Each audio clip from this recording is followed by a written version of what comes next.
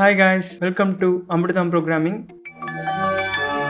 நம்ம போன coding bad playlist வீடியோவில் பாசிட்டிவ் நெகட்டிவ் ப்ராப்ளம் பார்த்தோம். இன்னைக்கு நம்ம அதுக்கு அடுத்து இருக்க ப்ராப்ளம் பார்ப்போம். Not string given a string return a new string where not has been added to the front. However, if the string already begins with not, return the string unchanged. Okay, fine. ரொம்ப simple. உங்களுக்கு ஒரு string தரப்போறாங்க, candy x not bad இந்த மாதிரி ஒரு string தரப்போறாங்க.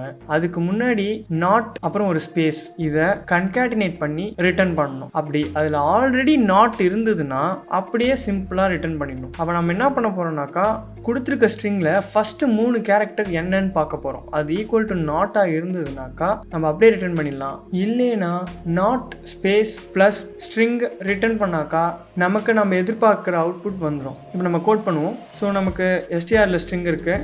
F எஸ்டிஆரோட 0லேருந்து 4 வரைக்கும், அதாவது okay அப்போ நம்ம 3 போட்டுப்போம். 0 1 2.